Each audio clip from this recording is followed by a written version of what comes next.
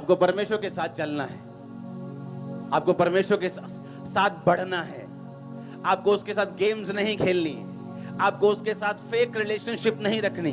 आपकी आपकी आपकी बिजनेस लाइफ और आपकी स्पिरिचुअल लाइफ दोनों अलग अलग नहीं है, ये एक ही है। आमीन। आप अलग अलग रोल नहीं निभा सकते, चर्च के अंदर और चर्च के बाहर, और फिर आपकी रिलेशनशिप परमेश्वर के साथ सही नहीं।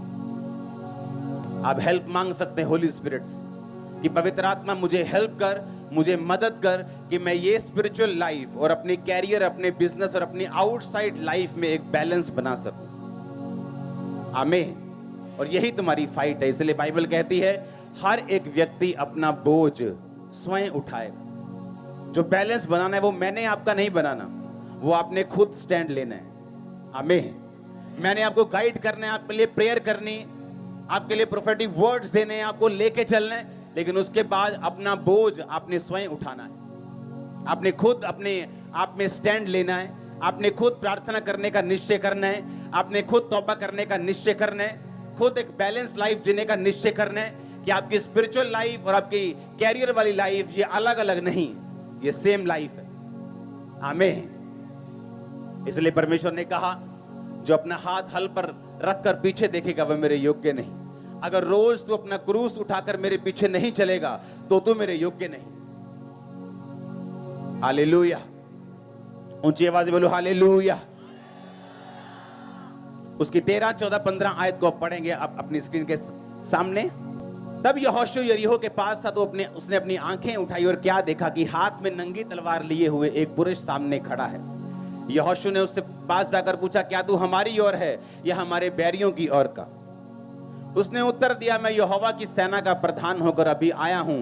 तब यहोशू ने पृथ्वी पर मुंह के बल गिरकर दंडवत किया और उससे कहा अपने दास के लिए प्रभु की क्या आज्ञा है? आमीन। जैसे ही उन्होंने खतना किया, बाइबल कहती है परमेश्वर ने एक स्वर्गदूत को भेजा जो उनकी सेना का, स्वर्गदूतों का प्रधान होकर वहां पे गया और उसने कहा तू कौन है, तू कहां से आया है, क्या तू मेरे विरुद्ध है या मेरी ओर है? उसने कहा मैं परमेश्वर की ओर से आया हूं और मैं तेरी ओर से लड़ूंगा, मैं तेरी ओर हूं। इसका मतलब जब वचन पूरा होता है डिवाइन हेल्पर्स आपकी हेल्प करते हैं, एंजल्स की सुरक्षा आपके साथ होती। आप मेरी बात समझ रहे कि नहीं? वो प्रोटेक्शन आपके साथ होती। अपने पड़ोसी को बोलो प्रभु के साथ सही रीति के साथ चल तो सब अच्छा होगा। आमीन।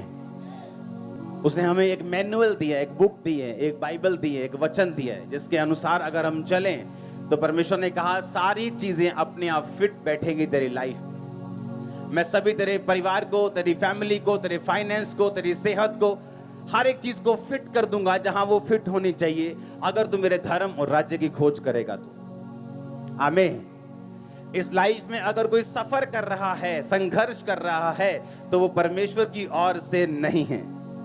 समझ आई कि नहीं? लाइफ इज ए स्ट्रगल, ये सबसे बड़ा क्या है? झूठ है। Life is not a struggle. आपने अपने बच्चों को स्ट्रगल करने के लिए पैदा नहीं किया। आपने ये प्लान नहीं किया कि चलो पहला बच्चा करते हैं ताकि ये सदा फाइनेंशियल मुश्किल में रहे, दूसरा बच्चा चलो सदा ये बीमार रहे, चलो तीसरा बच्चा करते हैं सदा इसमें मुसीबतें रहे, सदा जेल में रहे। ऐसा होता है कभी? ऐसा कोई नहीं सोचता। अगर आप नहीं सोचते, परमेश्वर ने कहा तेरी और मेरी सोच में जमीन और आसमान का फर्क है। अगर तू अपने बाल बच्चों को अच्छी वस्तुएं दे सकता है बुरा होकर भी, तो मैं अपने बाल बच्चों को अच्छी वस्तुएं क्यों ना दूंगा? अगर तू रोटी मांगने पर सांप नहीं देता तो मैं अपने बच्चों को अच्छी वस्तुएं मांगने वालों को क्यों नहीं दूंगा? Life is not a struggle, ये झूठ है। लाइफ स्ट्रगल तब है जब हम अपने पिता से, अपने परमेश्वर से डिस्कनेक्टेड हैं। हमें नहीं पता कि जीवित परमेश्वर कौन है, इसीलिए life is a struggle. Life struggle नहीं है, नहीं तो हालेलुया।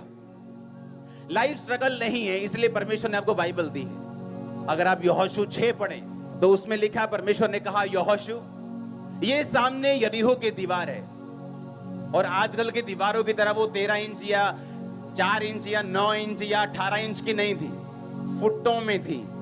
इतनी बड़ी मोटी दीवार थी कि उसके ऊपर घर पड़ जाते थे। समझ आ रही कि नहीं? घर थे उसके ऊपर, दीवार इतनी मोटी थी, इतनी मोटी दीवार थी कि उसके ऊपर कमरे थे, घर थे उसकी, इतनी मोटी वो दीवार थी। वो इतनी मोटी थी कि कोई तोप, गोला, कोई उस जमाने के जो आधुनिक हथियार थे उस जमाने के हिसाब से वो दीवार को हटा नहीं सकते थे। कुछ भी दीवार पे मार दो, दीवार को हटा नहीं सकते। वो इतनी मोटी बनाई गई थी और उस दीवार से उस शहर को घेर लिया गया था ताकि कोई भी एनिमी उस दीवार के अंदर ना आ सके और उस दीवार के ऊपर फौजी खड़े रहते थे। परमेश्वर ने वायदा किया था कि वो देश मैं तुम लोगों को, यहोशू तुम लोगों को दूंगा। और परमेश्वर ने कहा यहोशू जा और उस दीवार के रोज एक चक्कर लगा के आ, रोज याजकों को साथ ले जा, वाचा के संदूक वचन को साथ ले जा और रोज उस दीवार का एक चक्कर लगाना और कुछ मत बोलना। 7वें दिन 7 चक्कर लगाना। जब 7 चक्कर पूरे हो जाएं, याजक नरसिंगा फूंके और जब नरसिंगे का शब्द सुनाई दे, सब लोग हालेलुया के जयकारे मारना, दीवार गिर जाएगी। अब सुनो ध्यान से, जो भी परमेश्वर हमें देता है बाइबल में, जो पुराने नियम की कहानियां हैं, वो एक प्रतिबिंब यानी एक आईना है, एक एग्जाम्पल है हमारे लिए। बाइबल कहती, परमेश्वर ने कहा याजकों को साथ लेके जाना। यानी आपकी लाइफ में भी ऐसा समय आता है, मेरी लाइफ में भी आया, जब हमें मालूम होता है कि ये जो दीवार है, ये जो मुसीबत है, ये जो बीमारी है या जो ट्रबल मुझे घेर के खड़ा है, इसका ना तो कोई मेडिकल हल है, ना कोई दुनिया इसका हल है, ना मेरा माँ प्यो इसका हल कर सकता है, ना मेरी पत्नी, ना मेरा पति, ना मेरे बच्चे, कोई इसका हल नहीं कर सकता। इसका हल सिर्फ परमेश्वर कर सकता है। समझ आई कि नहीं? ऐसा आपकी लाइफ में अगर नहीं हुआ तो वो होगा, ताकि परमेश्वर अपनी उपस्थिति साबित कर सके कि मैं तुम्हारी लाइफ में जीवित हूं। अब हुआ क्या? बाइबल कहती जैसे ही वो जा रहे थे, उन्होंने 7 चक्कर लगाए। आपकी लाइफ में जो इम्पॉसिबल चीजें हैं कि आपका पति 20 साल से शराब पी रहा है, आपकी सुनता नहीं, लेकिन जब आप चर्च में आए आपको मालूम होना चाहिए अब वो आपकी सुनने वाला है। लेकिन वो होगा कैसे? ये परमेश्वर ने एग्जाम्पल्स दिए हैं बाइबल में। उसने कहा जब तुम 7 चक्कर लगा लेना तो जय जयकार करना। और बाइबल कहती है वो पहले दिन जब गया तो वाचा का संदूक यानी वचन को लेके गया और याजकों को लेके गया। आप जानते हैं कितने क्रिश्चियंस हैं इस दुनिया में जो ब्रेक हैं, जो टूटे हुए हैं, जो परमेश्वर से दूर हैं, लेकिन है क्रिश्चियन। कारण क्या है? कारण यह है कि वाचा का संदूक वो साथ लेके गए। आज क्रिश्चियंस हद से ज्यादा गिनती में हैं जो रोज बाइबल नहीं पढ़ते।